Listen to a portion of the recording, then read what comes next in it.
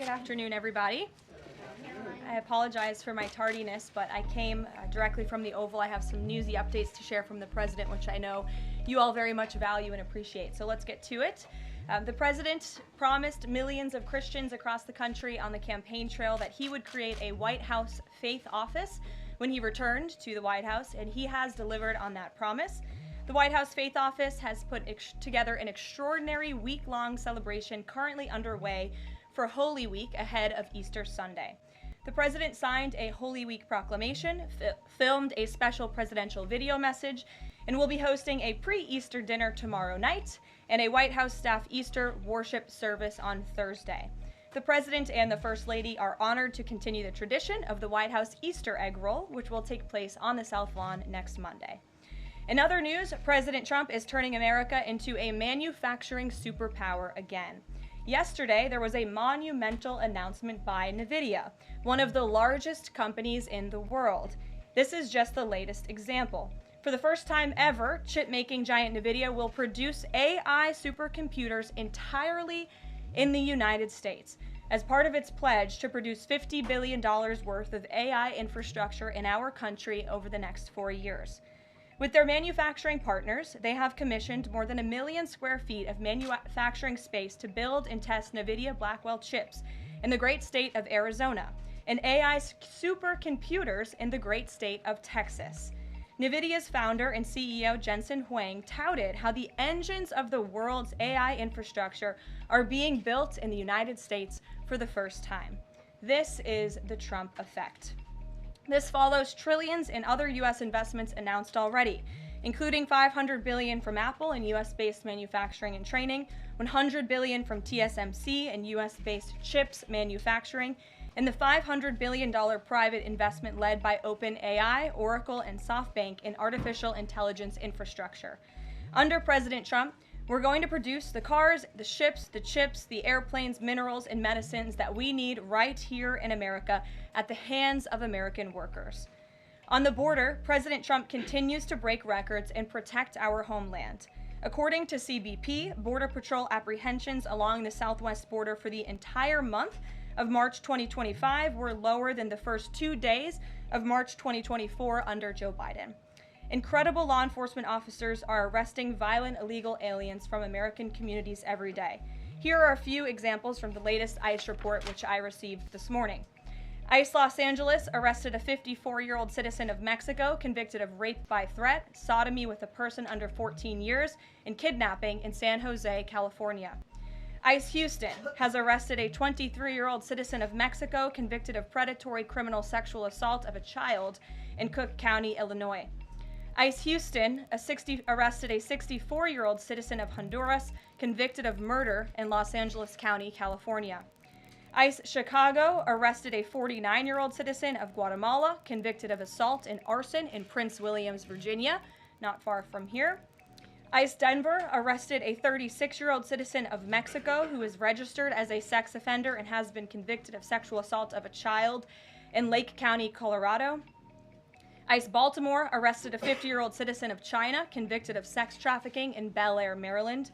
And ICE Boston arrested a 46-year-old citizen of Jamaica convicted of 3 counts of rape of a child and 2 counts of indecent assault and battery of a child under 14 in Boston, Massachusetts.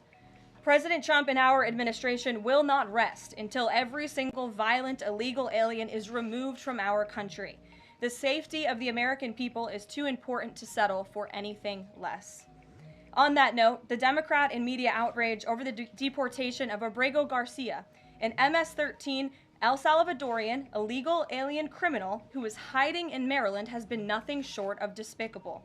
Based on the sensationalism of many of the people in this room, you would think we deported a candidate for Father of the Year. That's because, unfortunately, many in this country care more about this quote-unquote Maryland father, a legal alien MS-13 gang member, than a Maryland mother and an American citizen who was brutally murdered at the hands of a different illegal alien. Of course, I am referring to Rachel Morin. And if you didn't see yesterday, a Maryland jury found illegal alien Victor Antonio Martinez Hernandez guilty of murdering Rachel Morin in August of 2023.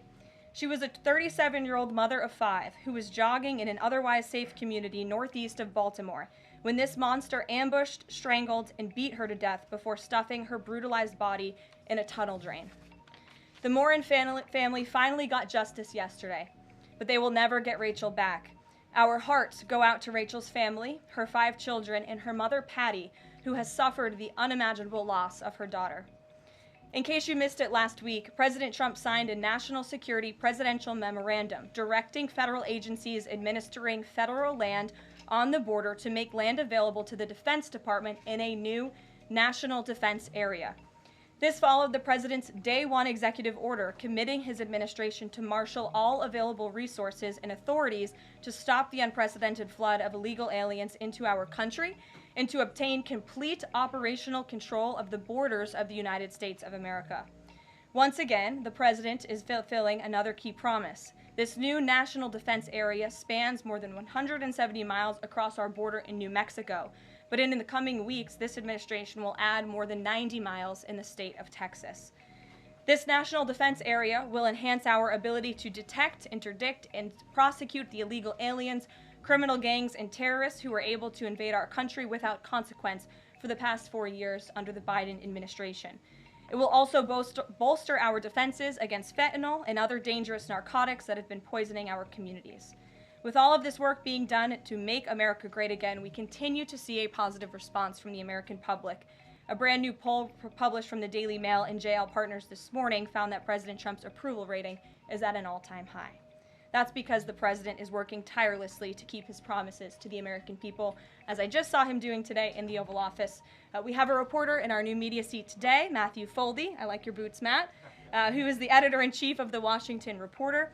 Washington Reporter is a new, fast-growing outlet that breaks stories about legislation and interviews leaders in Congress and across the administration. The publication's readership includes the highest levels of business and government.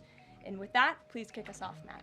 And we've interviewed you as well. So Karoline, thanks so much for having me here on behalf of our readership and the billions of Americans who I think appreciate what you're doing with the new media seat here and making this a more accessible briefing room. I'm curious with Harvard, we saw the Trump administration today announced it's cutting around $2 billion, or freezing $2 billion in funds to Harvard because the campus has serious problems with violence and with anti-Semitism. We saw President Obama, former President Obama, side with Harvard, which rejected the Trump administration's demands. I'm curious, where does the administration see this going with Harvard and with other colleges and universities in America that are refusing to reform in wake of the sort of craziness that we've seen take over some of them? Thank you, Matt, for being here, and thanks for the question. When it comes to Harvard, the president's position on this is grounded in common sense, in the basic principle that Jewish American students, or students of any faith, should not be illegally harassed and targeted on our nation's college campuses.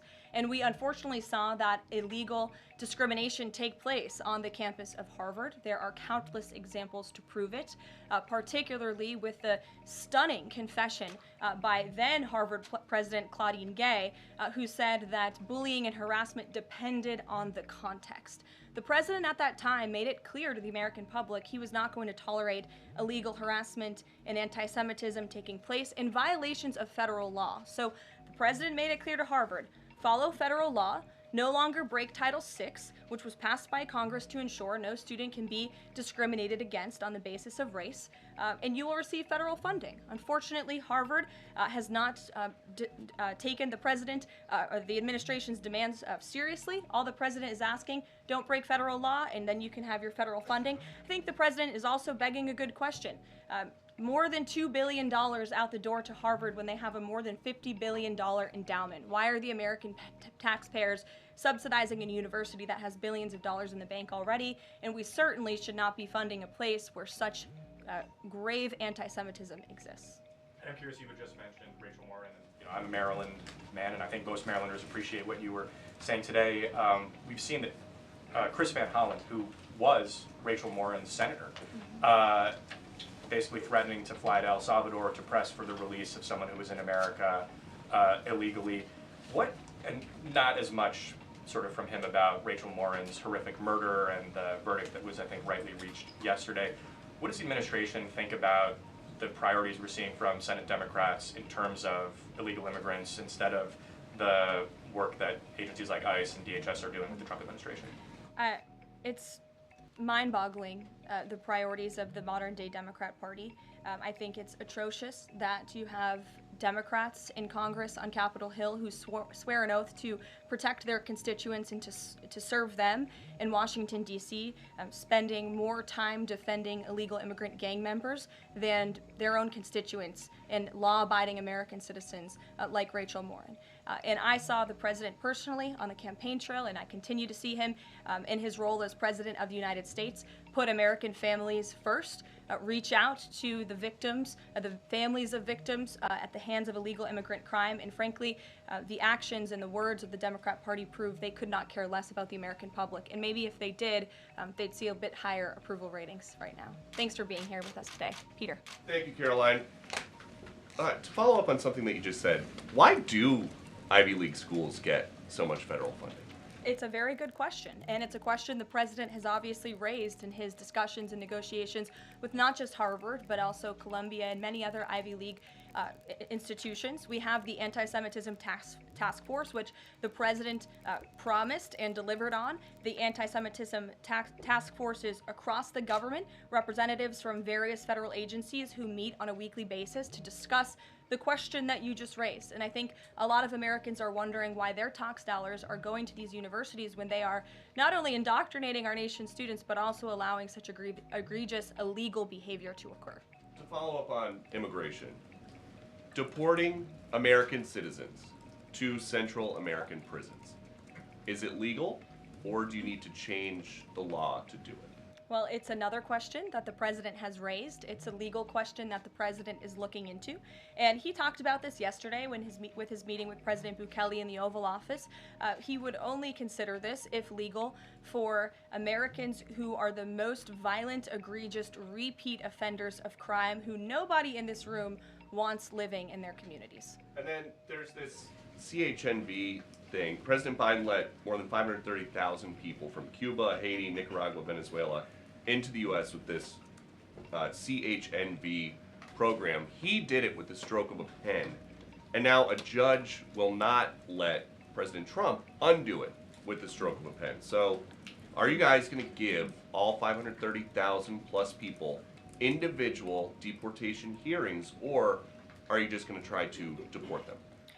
I spoke to White House counsel's office about this morning because obviously another rogue district court judge is trying to block the administration's mass deportation efforts with this latest injunction. We will fight this in the court of law, and we will ensure that every individual who illegally entered our country and was really taken advantage of by the previous administration because they abused the parole system in this country to fast track legal status, as they said, for these illegal immigrants. And they completely abused our legal system. Many of these paroled individuals were then given temporary protective status, which the intention of that TPS was only supposed to be used in times of war or storm or destruction in the home countries of these migrants. It was completely abused. These migrants came here for economic reasons, and they illegally entered our country, and the president is not going to tolerate that. And so we will continue to focus on deporting as many individuals as we can. Jennifer. One on tariffs and one on Russia. Can you give us any sort of an update on which deals are in hand or are close? Which countries are reaching a deal on tariffs? And then on Russia, can you give us an update on what the agreement was with Russia? The president yesterday said that he thinks we'll be seeing some very good deals very soon. Can you talk a little bit about what Russia agreed to? Sure. I don't want to get ahead of our United States Trade Ambassador and Secretary of Commerce, the Secretary of Treasury, all the great individuals who are working incredibly hard to cut these good trade deals. And the president's deeply involved in this as well. He has made it clear to his trade team he wants to personally sign off on all of these deals too. And so I don't want to get ahead of them on announcements. But obviously, as you've heard from numerous administration officials, there have been many talks with countries. We've had more than 15 deals, pieces of paper put on the table, proposals that are actively being considered, and as we've said consistently, more than 75 countries have reached out. So there's a lot of work to do. We very much understand that, but we do believe that we can announce some deals very soon. And then on Russia, can you say, did Russia agree to anything with Special Envoy Steve Witkoff? I don't want to get ahead of those negotiations as well. What I can tell you is that they were a productive conversation was had.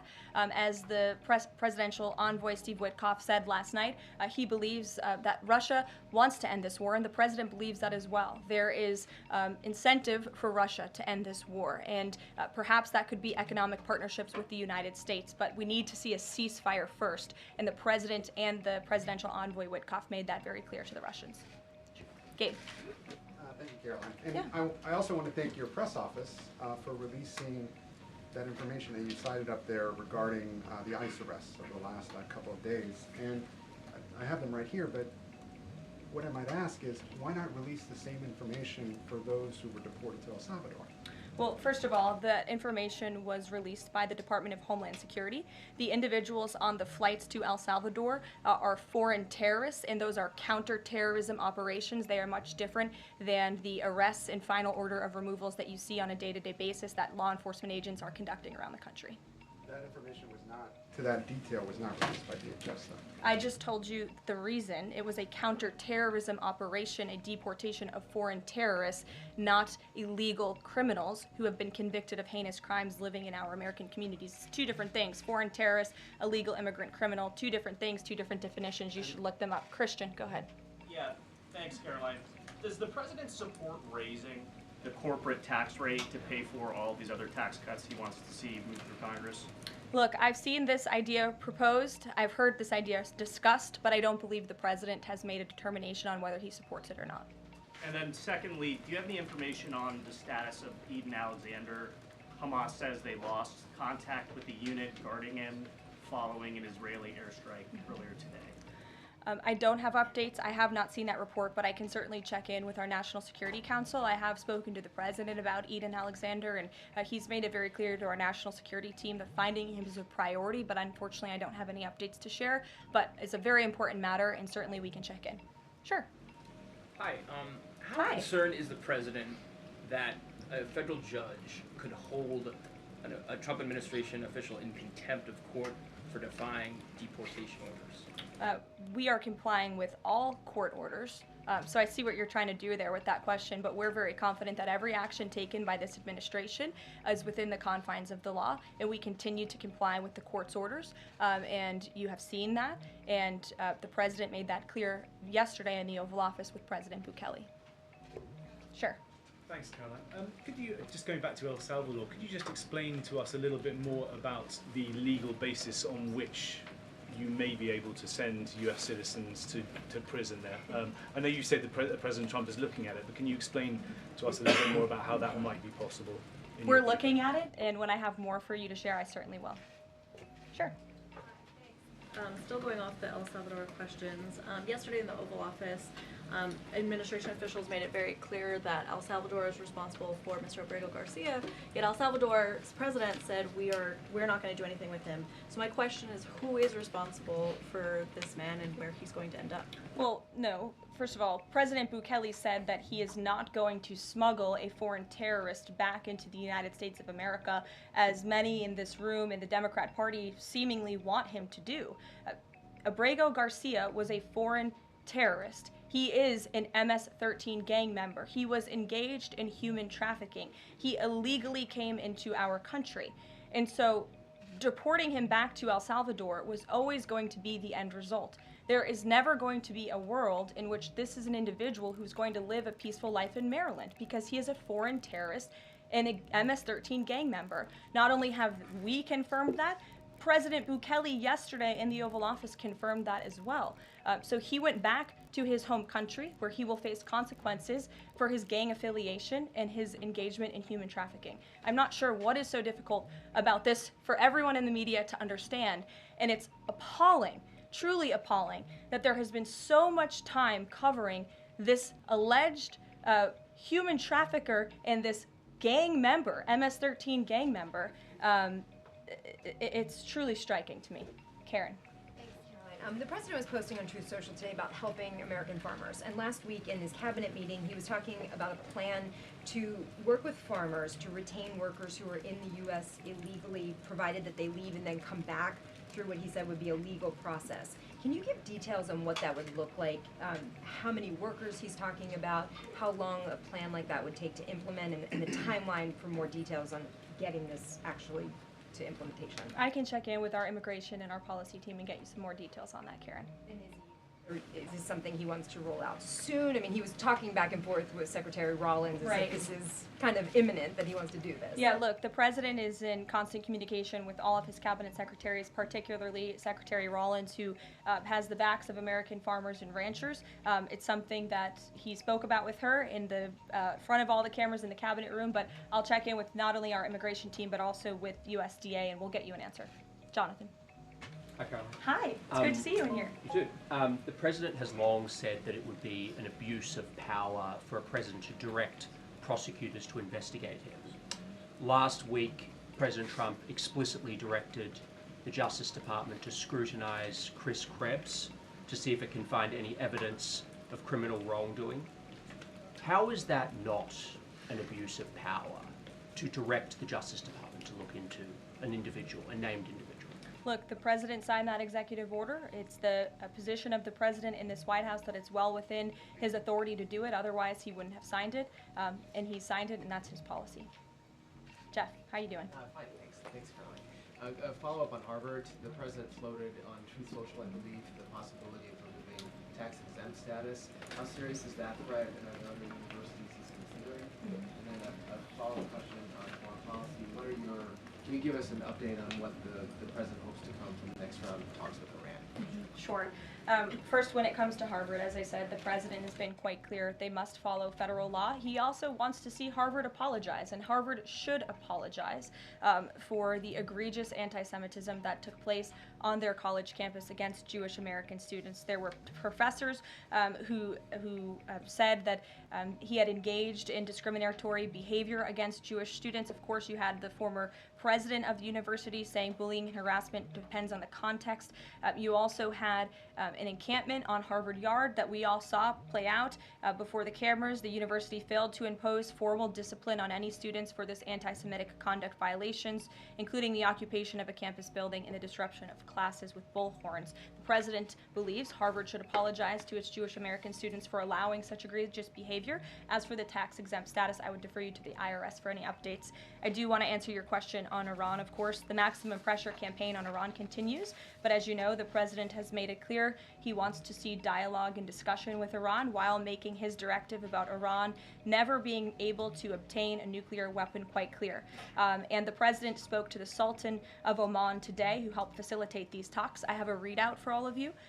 He held a call with the Sultan of Oman today, and he thanked him for hosting the first direct meeting between the United States and Iran and emphasized the need for Iran to end its nuclear program through negotiations. The two leaders also discussed the United States' ongoing operations against the Houthis and emphasized that the Houthis will pay a severe price until they end their attacks on maritime traffic in the Red Sea. As you know, an additional negotiation between Steve Witkoff and Iran's representative has been scheduled for Saturday. And since these are ongoing negotiations, I have nothing more to add on that. Thanks about Iran. Sure. Oh, thank you, Caroline. When you said that the president said that Iran will never have nuclear weapon, is the focus on dismantling the entire nuclear program, or it just restricting enriched uranium or the missile program? The president does not want to see Iran have a nuclear program. He does not want Iran to obtain a nuclear weapon. He's been very clear about this. Shelby. Shelby, you have a seat today. I know, stole it. Glad to see it. Two quick ones on TikTok. First, is the president expecting to extend the TikTok ban that's now June 19th if China doesn't come to the table in time? Well, June 19th is a long ways away, obviously. I think it's 2 months away. 2 months is a long time in the Trump administration, as you have all seen. We work at Trump speed around here. We get a lot done, so definitely don't want to get ahead. The vice president continues to lead these negotiations and talks. The president's involved, and they're ongoing. And then the president previously said he'd consider reducing tariffs on China in order to get a TikTok deal done. Is that option still on the table? Look, the president has made his position on China quite clear, although I do have an additional statement that he just shared with me in the Oval Office. The ball is in China's court. China needs to make a deal with us. We don't have to make a deal with them. There's no difference between China and any other country except they are much larger. And China wants what we have, what every country wants, what we have, the American consumer. Or to put it another way, they need our money. So the president, again, has made it quite clear that he's open to a deal with China, but China needs to make a deal with the United States of America. Sure. On tariffs, yesterday in the Oval Office. Which outlet are you with? The Canadian Public Broadcaster. Oh, nice to see you. Thank you. Yesterday in the Oval Office, President Trump suggested that there could be some help for automakers. I'm wondering what that looks like. Is it tariff relief on the 25% tariffs that are in place right now, or the new tariffs that are coming up in May on auto parts? And a second on Canada, if I may. President Trump's tone when it comes to Canada-U.S. relations, Canadians have noticed it's shifted a bit in the past few weeks. Ever since the election campaign started, he stopped talking about Canada becoming the 51st state, at least publicly. I'm wondering if that's on purpose and why. I would reject the president's position on Canada has shifted. Perhaps he just hasn't been asked about Canada by questions from this group in the Oval Office, but they see him almost every day. But the president still maintains his position on Canada. The United States has been subsidizing Canada's national defense, and he believes that Canadians would benefit greatly from becoming the 51st state of the United States of America. As for autos and auto parts, I don't have anything to read out for you there, but I think the point the president was making is flexibility, and he has flexibility when it comes to negotiations and talks, but ultimately his goal in his fair trade deals that he is pursuing with many countries around the world is to put the American worker first. And we had automakers and auto workers here at the White House on Liberation Day who believe in this president and his negotiating ability to put them first and to bring those jobs back to the United States of America. And the president's been very clear about that in his conversations with the automakers as well. Deanna, go ahead. Thanks, Caroline. One on Ukraine and one on China. On Ukraine, this past weekend, Zelensky offered an invitation to President Trump, extending an offer for him to visit Ukraine. Just wondering if there's any update on that. Has Trump seen that offer and what he's thinking about? I don't know. Actually, I haven't talked to the president about that, or if he saw Zelensky's offer. I'm sure he did. I haven't spoken to him about it. I can ask him what he thinks. I certainly don't have any plans to share on a potential trip to Ukraine, though. And then on China, this last week, Chinese officials were posting videos on, social media sites depicting a Trump, J.D. Vance, Elon Musk in AI-generated videos working in factories, putting together Nike shoes and iPhones and products like that. Does the White House, have they seen these videos? Do you guys have a response to that? I have seen the videos. I'm not sure who made the videos or if we can verify the authenticity, but whoever made it clearly does not see the potential of the American worker, the American workforce. The president believes in the American people, and he knows that we have the best not only consumer base in the world, but also the best workforce in the world, and that's why he's so focused on bringing investments home and shoring up our critical supply chains and bolstering our manufacturing here as well. Brett. Thanks, Caroline. Would the president support a ban on members of Congress trading stocks? I'm certain that's something the president would be interested in looking at, and I can ask him if he would support such a bill. Sure. Yes. I have a question about the president's posting this morning on farmers. He asked farmers to be patient and just hold on. But a lot of farmers that I've talked to in the last week or so have said, they're in the middle of spring planting season, and that a trade war makes everything sort of up in the air. What would his message to them be? And also, is there anything specifically planned to provide relief like in President Trump's last term? Yes, well, relief is being considered. The Secretary of Agriculture, I know, has spoken to the president about that, and again, it's being considered. And as for the president's message to the farmers, he put it out himself. He could speak for himself much better than I can speak for him, and so I would just direct you to the statement he had telling the farmers again and reiterating his support for them and that he has their backs, which he certainly does. Kelly, in the back. Thanks, Caroline. 2 questions. The first one, a Georgia man was just arrested over alleged threats to kill Director of National Intelligence Tulsi Gabbard. Reportedly, there is now increased security around the FBI Deputy Director. Can you talk about the level of threats against various administration officials, and then a second one on Biden? I'm sorry to hear that. I had not seen that report. It's very unfortunately, and obviously the White House, the president, and the entire administration condemn any threats of violence against any administration officials or public officials on both sides of the aisle here in Washington, D.C. It shouldn't be tolerated, and we commend the local law enforcement agencies for arresting this individual. Former President Biden, he's set to deliver his first major speech since leaving office tonight. He plans to talk about what I'm told will be Social Security under the current administration, closing of offices, longer wait times, harder for seniors and people with disabilities to access earned benefits, is what Democrats have been saying today. I wanted to get the president's response, or if he plans to respond to this, and comments on what Democrats are calling cuts to Social Security. My first reaction when seeing former President Biden was speaking tonight was, I'm shocked that he is speaking at nighttime. I thought his bedtime was much earlier than his speech tonight. I understand the topic of his speech will be Social Security. Let me make it very clear ahead of former President Biden's remarks. President Trump, is absolutely certain about protecting Social Security benefits for law-abiding, tax-paying American citizens and seniors who have paid into this program. He will always protect that program. He campaigned on it, he protected it in his first term, and he's back again to continue protecting it. On the topic of Social Security, I have some news before I let you all go. Later this afternoon, the president will be signing a presidential memorandum aimed at stopping illegal aliens and other ineligible people from obtaining Social Security Act benefits. The memorandum will direct the administration to ensure ineligible aliens are not receiving funds from the Social Security Act programs. It will expand the Social Security Administration's fraud prosecutor program to at least 50 U.S. attorney offices and establishes a Medicare and Medicaid fraud prosecution program in 15 U.S. attorney offices. The memorandum will also require the Social Security Administration Inspector General to investigate earning reports for individuals aged 100 or older with mismatched Social Security records to combat identity theft. And the memorandum will direct the Social Security Administration to consider whether to reinstate the use of civil monetary penalties against individuals who engage in Social Security fraud, an effort that has been paused for several years. These taxpayer-funded benefits should be only for eligible taxpayers. And President Biden should think about what he did in his last term, which is allow tens of millions of illegal people into our country, many of whom were fraudulently receiving these benefits. So you'll hear from the president on that later, and we will see you later in the East Room. Bye, guys.